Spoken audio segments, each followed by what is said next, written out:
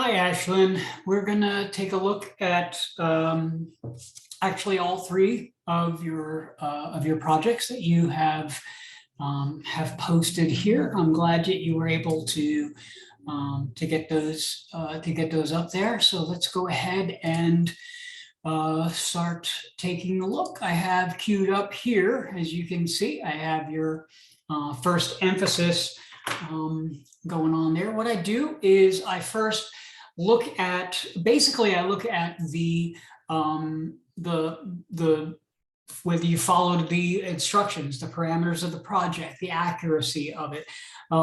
This may seem like a simple thing, like a non-factor, but being able to follow the patterns, but be able to follow a structure, to be able to work within a set of parameters, sets up a condition for which you can be creative. If you can be creative within a set of parameters that sets up a condition, then you can do it for a living, and which is going to be how you're going to be doing it when you're trying to do it professionally, do things professionally. Is you're going to have a set of a kind of a set of instructions, a way of doing things that you're going to have to adopt, and then be creative within that. So for this first emphasis, clearly we were starting from a distance and then cutting that in half, cutting it in half again, cutting it in half again. And each time we're circling and exploring and then cutting it in half and circling and exploring.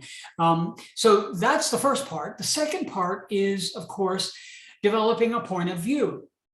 This will tell me a whole lot about the way you see things, where your sort of emphasis is, where you are most comfortable making images from. Some people are very good at making images from a distance.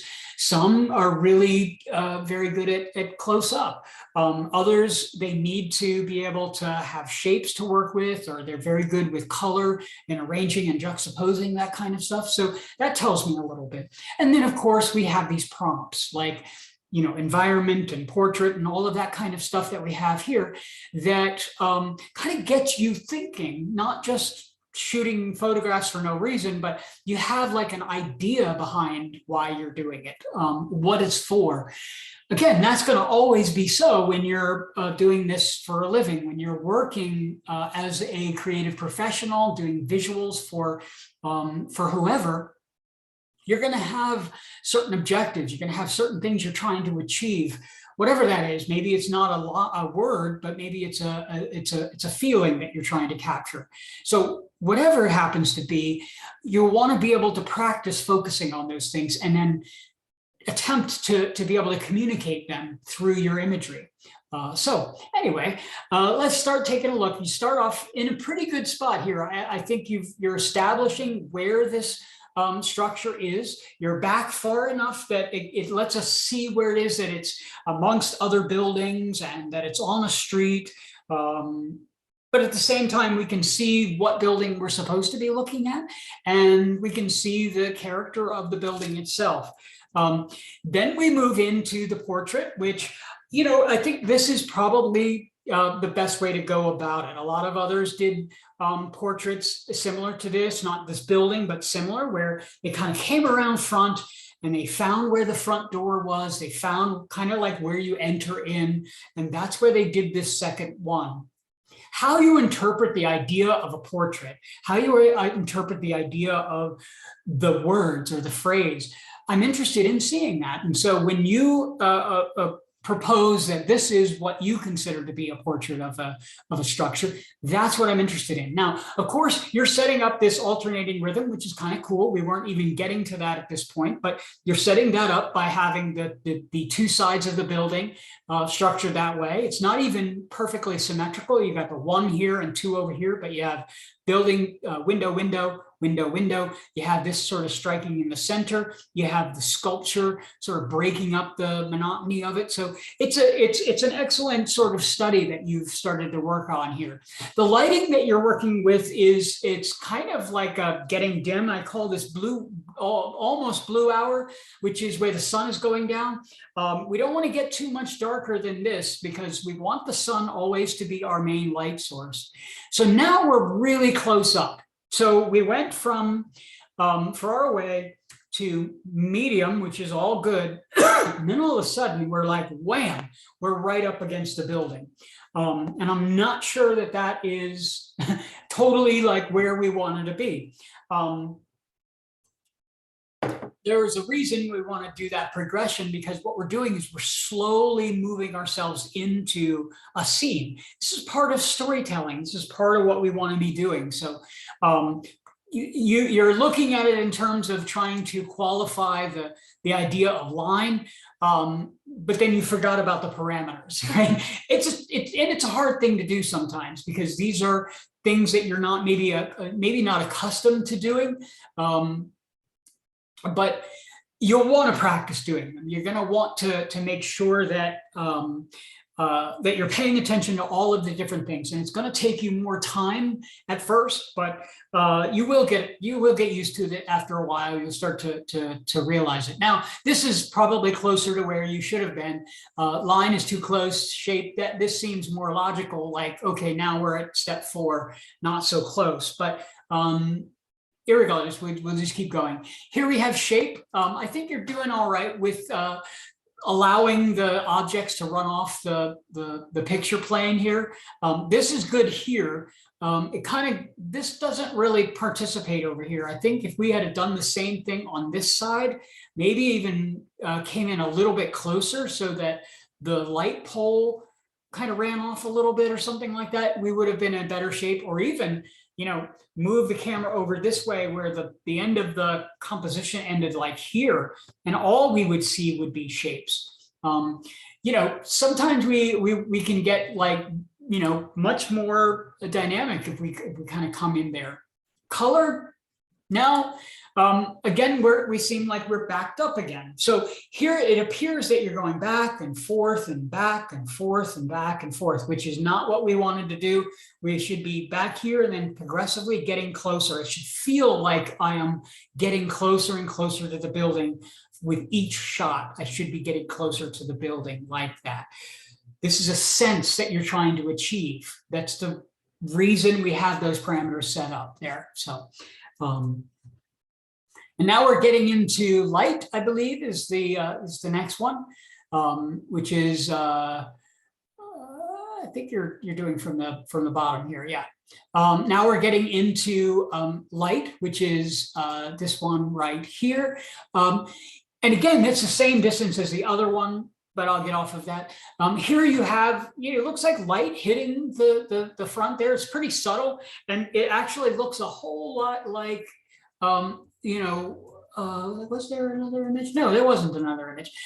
So you have this kind of hitting the light sort of very subtly right here. I'm not sure that looking at this, I would say, oh, that's all about light. This one maybe so, because we have more of a sense of light going on here. This is earlier in the day, by the way, because you can tell because these lights aren't on. Different time of day, which is good. That's a good thing that you're shooting in a variety of times of day. You got shadow going on here. So a variety of shadows, yeah, I could see how that would work. Texture, now you're right up on the building. At this point, 9 out of 10, that's where you should be. You should be right up on the building. Here you're setting up a progressive rhythm on either side. I think it's a graphic image. You're doing pretty well to highlight the idea of it being about texture. If we had come in like this would naturally be the next one. And then the next one, you should be like so far in on the thing that it's just an abstract kind of blur. That's the whole idea behind getting closer and closer and closer. It becomes about from the objective to the subjective. You're objectively way far back. Anyone would see the building this way. And as you get closer, it becomes more and more personal. And that's why we're getting closer and closer on there. I mean, I would say you're about where you would be photographically. The compositions are pretty good. Some of them are better than others, but you're doing a pretty good job compositionally. I think you got tripped up a little bit with some of the instruction, or at least the way you're presenting these images, it looks like you've tripped up a little bit on the instruction because you're coming in and out like that. All right, let's take a look at your rule of thirds now. I think you're up here with the rule of thirds. Oh, maybe you're down here. Where, oh, here it is. They were right, right next to it. All right. So here we are. It almost looks like this one's from the same series. Like you were like, oh, okay, let's use the same one. You can use the same building. That's cool. So this is a pretty good example of using the rule of thirds. You've got the building structure sort of working here. I mean, the vertical structure here. You've got the horizon right at about where it should be as far as rule of thirds. At least you're not in the middle. Lots of students are having trouble identifying the vertical and then the horizontal. Here again, you've got the horizontal identified right about here. You've got a nice line established with the plaza thing here, and then you've got the two elements with the bird and the tree. That's creating a nice structure, a really good structure, even though there's a lot of business and sort of stuff happening back here. There still feels like a compositional structure is happening here. Again, this is blue hour. It's about as late as you ever want to be making photographs.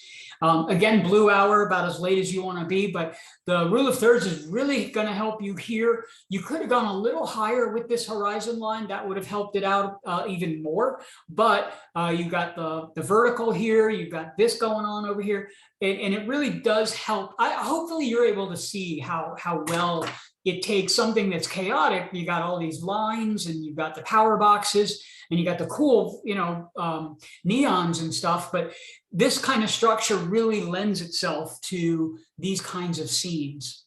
Now here you could have used it even a little bit more, tried to be a little bit more structured with it, because I think it would have helped, like the way this one does. It feels so organized that it's easy to get into. This one feels a little less because we're kind of off. You didn't kind of square it up and you didn't use the geometry as beautifully as you did the last one. The same thing with this one, you're a little closer. And so because you're closer, you're having to look up a little bit. And so what's happening is you're getting this kind of turn here, and it feels like the photograph is falling back. Where you'd have to be is somewhere around here. Your head would be somewhere right around where these windows are, so that your image could be straight on, or you're much farther back so that you're not having to aim up as much. A photographer who would get this close like this, they would be on a crane or something, or they would be on a ladder or on top of a car in order to get the height that they would need. You'd see professional photographers doing that, where they have these sort of things that they get up on, and they sometimes on their car, they have a van, and on top of the van is like this cage that they can stand on to get extra height and stuff like that. That way you don't get the keystoning on there. Here's the blue hour. We're just about nighttime. That's the limit. We don't want to do nighttime photography here, but you've got the bottom horizon pretty well situated here, but we're looking for a vertical. Can't quite find it, but it's got a very nice sense on the horizontal line. Here we're doing a nice rhythm with it. This is rule of thirds, but you're getting a nice progressive rhythm happening over here. This is let me back up here. The mouse kind of went crazy. This is an interesting image. We've seen this a lot. We go to whatever they call it, Neon Alley or something like that. You're using the rule of thirds pretty well here. I'd like to see some sort of horizontal established here, but you're using the verticals pretty well. You're allowing this to be here and this to be on this side, and that's giving you a structure. There's a lot of energy going on, and so if we had some way to put a horizontal emphasis here, it would calm things down and make it feel much more approachable. This cutting off of the police here also is a little bit of a tense energy that we don't really need for the photo, but it's an excellent exposure. It's too dark at night though. This was a tricky one to try to do. I know why you photographed it at that time, but it's really getting a little bit too late to be photographing for the class. We're not doing nighttime photos. This is an excellent photograph here. Again, we're in blue hour. The sun is kind of going down. I appreciate that you like the time. You're welcome to shoot at this time. It's a tough time to do, but no later than this. It's beautiful lighting, by the way, Ashley. It really is. I just don't want you to get into nighttime at all. But this is great. This is a wonderful, wonderful example of the rule of thirds. You've got the structure happening. I think maybe if we had what's called a shallow depth of field going on, where we were opening up the lens to an f-stop that would allow us to have the train in focus, but the cars and stuff out of focus. I think that would have allowed a little bit more of a rhythm to happen there. You may or may not have that control in your camera, and you may or may not have that. You may not even know what I'm talking about when I say the shutter speeds and the apertures and stuff like that. But suffice it to say, a shallow depth of field might have even improved it even more. But the lighting is beautiful, and the composition is right on. Here you got the telephone booth just a little bit too far over, and you again, a horizontal line would have helped to establish a little more structure. This is a good place to be using the rule of thirds because you got so much going on. We just needed a horizontal somewhere to find to calm it down. We use the rule of thirds just in this kind of case in order to make sense of a space that kind of feels a little bit chaotic. Oh. And then we have baby here, where yeah, I mean, not really. We're not really doing rule of thirds here, but it's a wonderful portrait of someone who's obviously very, very close to you. But that's okay. I think you're about where you need to be on this one as well. You have some really beautiful images. Not all of them are working perfectly, but a lot of them are. And a lot of them are working amazingly beautiful. So let's jump into your rhythm. Let's see what we have there. So undulating, progressive, alternating. These are three different types of rhythms. There are other kinds of rhythms to explore. There's a variety that we could use, but these are the three that we want to be using. Undulating, which is what I can see you started off with, is where it basically, we're going to call it sort of organic progressive, where it moves us in a bunch of different directions. There's still a predictability to it, but it kind of moves us in a multiple way. And I see down here, you probably got it the best. This sort of movement here is kind of moving you around. You tend to see more curves. You definitely have a pattern going on in this image. Let's take a little closer look here. This is not bad. This one's getting there. You're getting a little bit of a rhythm. I think if there was a little bit more of a pattern to latch onto, that we would be a little bit closer. This one's not so much. We don't really have a pattern to pick up on there. This is almost what I would call dissonant rhythm, and not I call, but is identified as dissonant rhythm. Dissonant rhythm is where you have a repetition. There's repeating elements, but there really isn't a pattern to pick up on. And this is a repetition of the pine needles, but there's no pattern to really look at. So that's more of a dissonant rhythm. This is not bad for undulating because you got the different flows and it kind of moving in different directions. So the difference between this and this is that there seems to be a flow and a direction on this one, whereas this one has less of that. This is an interesting one. It's a good try. I think you're trying to find that undulating rhythm. It's a good try, though. I don't know if it's the best example. All right, so, and then you're saying this one's undulating rhythm. I'm gonna presume, no, you're doing bottom labels. Okay, so you're saying this is progressive? Yeah, well, it's progressive with a little bit of radial. Radial is where you have things emanating out from a central point, kind of exploding out. You have a progressive rhythm established because you've got the repeating gears going on. But you have the radial because it's really kind of emanating from here and sort of spiraling out clearly out there. That's also called radial. That's another kind of rhythm that you can establish. Excellent. Clearly, it's establishing the rhythm. You're also using the rule of thirds here, where the horizon line is here. You've got an establishing line here where the rule of thirds would be. Beautiful quality of light that's happening. There's some business here, I think, again, meaning business, meaning extra noise and stuff going on back here that could be helped with, again, that shallow depth of field that I talked about that will help you to make this stuff in focus and this stuff out of focus. That's really a helpful thing. Once again, you've got the progressive rhythm, but photographically, we have some elements in here that we don't need. Like, for instance, we don't need any of this. So if the image were sort of cropped or cut off right about here, yeah, right about there, and it kind of came across this way and then down and then over, it would be a much better image. This is much cleaner. This is what I'm talking about. You know, what we're trying to do here, you've done here. And this creates a much better sort of organized photograph. I'm not saying you always have to minimize everything and everything has to be super clean and stuff, but when we're doing these kinds of exercises, it is important that we're paying attention to all of this kind of stuff and being mindful of every little thing that's in our image, because we would be mindful of every little thing that's in our drawing. We wouldn't draw something in our drawing that we didn't think was important to be in there. And so we don't want to include anything in our photographs that is not important to be there. And so where you've done here is where you found a space that doesn't have extra stuff in it. That's helpful. And you're establishing the progressive rhythm, which is good. Again, a progressive rhythm. I mean, you're finding a pattern here. You found a kind of a mechanism for which you can establish the progressive rhythm, and you're doing it over and over again.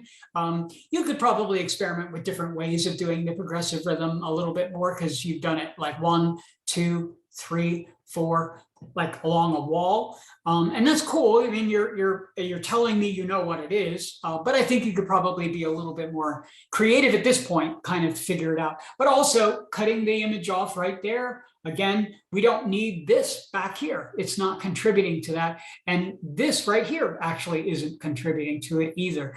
Those little things, think of it almost like if I'm playing guitar and I'm hearing just a little bit of off, and I can fine tune the instrument a little bit. That's what photography is. Photography is reduction. It's you get rid of stuff until there's nothing left to get rid of. So only the stuff that you need, even stuff like this little, like, it looks like a smash paper cup or something. If that isn't contributing, you'd walk over and take it out. Now, in the class, I don't want you putting stuff in, but to see that and go, oh man, I got to get rid of that. And you go over and you pick it up and you throw it away because it's interfering with your composition. That's great. Because if you were sitting here drawing and you look at it and you go, I don't want that in the image, you wouldn't draw it. So if you wouldn't draw it, you wouldn't photograph it. So you would remove it. All right. Clearly we're doing alternating rhythm. You've got that established here. It's not quite as structured as you need it to be. And when I say that, it's just barely off. And you got it pretty close. It's just barely off. This one's better. You're more centralized to get that alternating back forth. This is a comparative structure to use. Again, if we crop down a little bit more right here to cut this off, we don't need the top of that right there. What we're looking at is this comparative here, this little bit right up here. And I know that's nitpicking, but what else can we do? We want to look at these kinds of things in order to establish how to improve. So how to improve? You know, little things like that can help us improve the image. This stuff is really kind of cool, though. I like what happened here because it creates a nice, a really interesting line. That's an interesting way to do it because it's not all the same, right? It's a little bit boring. I think your lighting could be better if we had a different lighting scenario where light was directly hitting these, creating shadows and stuff like that. I mean, the way it's happening right here, the sculptures aren't really as beautiful as they probably are.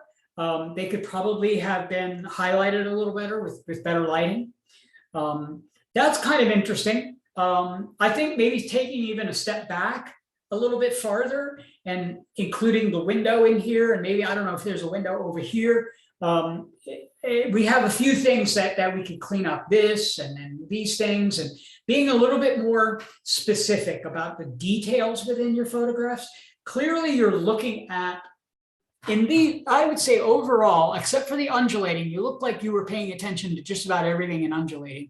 But so far what I'm seeing in this progressive and then these alternating is you're looking at the rhythm, but then because you're focusing so much on the rhythm, that you're overlooking maybe some of the little details that are there that you really want to be like getting rid of by coming in a little bit more or just moving your camera over just a little bit more. I mean, that's what photography is. The photography is light and photography is point of view. So it's framing, it's reductive. So the quality of light, and then it's up to you to erase everything by cropping and by putting the camera angle just so that only the things that you want to show us are there. And if this little corner of snow is not important to the composition, if it's not contributing to the composition, we need to somehow find a way to not have it in the photograph. And yes, it is that important when we're doing that. That's an interesting, that's a much better shot. Why? Because it doesn't seem like you have a whole lot of stuff in there that doesn't belong. You've lined it up pretty well. It could be fine-tuned just barely, but it's lined up pretty well as far as squared up, and you've got this comparative thing happening. You got an element right in the middle here, but it's not feeling like it's a vortex pulling us right in the middle because you have it breaking this plane right here. You have these two poles here, but their functions are different. You can see here, you got the puddle, which is kind of strange next to this one. You got words, the solicitation, you've got this kind of reflection happening. It's a really nice, you know, sort of well-composed image, Ashlyn. It looks good. It looks structured. We start with this kind of stuff, with the highly structured kind of works. And then we do this as well as we possibly can. And then we start to move more into the more free form. Still using this stuff, but we're able to, I guess, mask it a little bit more. We're able to sort of finesse it in a way that doesn't feel quite as rigid. But at first, it really is important that you guys are embracing this concept of using these structures and just identifying the principles just very clearly and paying very close attention to everything within your picture plane. That's how you're going to improve, not just with photography, but with being able to communicate your ideas visually.